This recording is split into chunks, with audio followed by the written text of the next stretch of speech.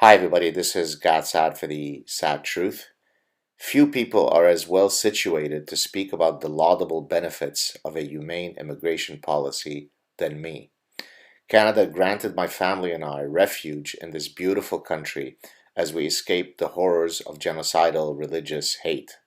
Having spent 40 plus years living in a secular and liberal society that is becoming less so on a quasi-daily basis, I wish to ensure that future generations of immigrants experience the same freedoms as I did.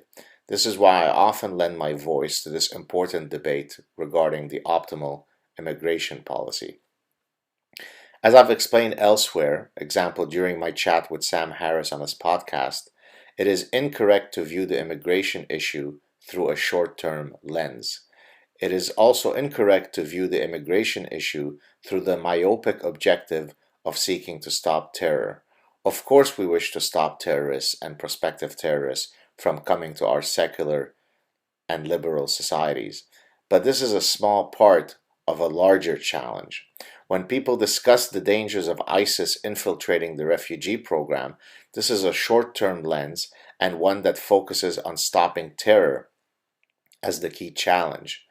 The response is to then propose more extreme vetting, but this does not solve a more fundamental problem, namely the fact that many people who might not be terrorists do not share any of our secular and liberal values.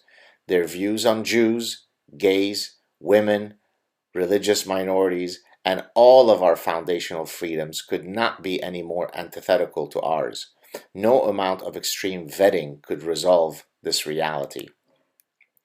There are countless countries unified by one common ideology wherein 90% plus of the populations in question hold genocidal and abhorrent hatred of Jews. These folks are not ISIS terrorists, they are not al-Nusra members, they do not belong to the Muslim Brotherhood, they have not been trained in al-Qaeda camps, they are part of the so-called, quote, peaceful majority. Will the infusion of hundreds of thousands of such folks increase or decrease the safety of Jews, of gays, of atheists? Again, think in the long run. Will the welcoming of thousands of folks who do not share our cultural ethos strengthen our secular and liberal values?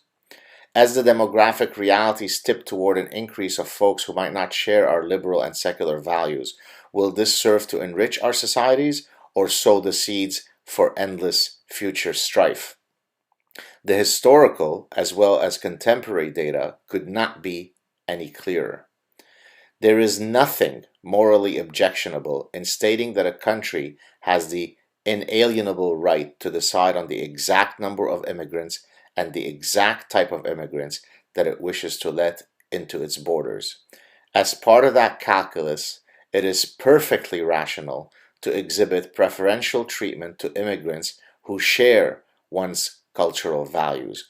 Those who do so are welcome to prospectively join our liberal and secular societies.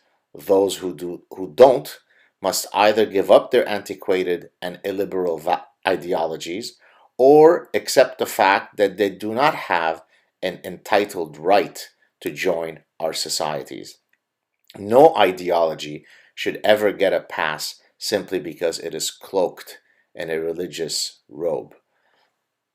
Excuse me. And now I'd like to read, as I sum up today's clip, some thoughts that I posted earlier on my social portals that speak to this exact issue.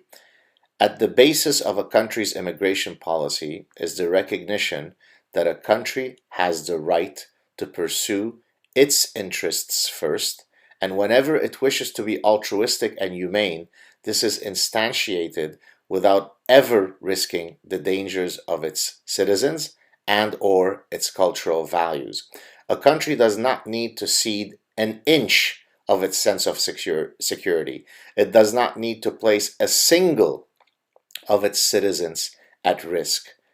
As such, it is unclear how to strike the right balance between suicidal empathy and associated faux liberal platitudes and ill-informed xenophobic rigidity. But somewhere between these two endpoints of the continuum lies the optimal policy. Those who wish to find that balance are valuable members of this great debate.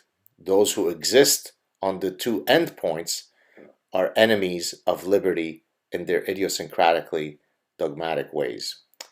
That's the sad truth for you folks. If you appreciate the message intimated in this clip, please consider sharing it. And I do wish that you'll consider supporting my efforts through Patreon and or through PayPal.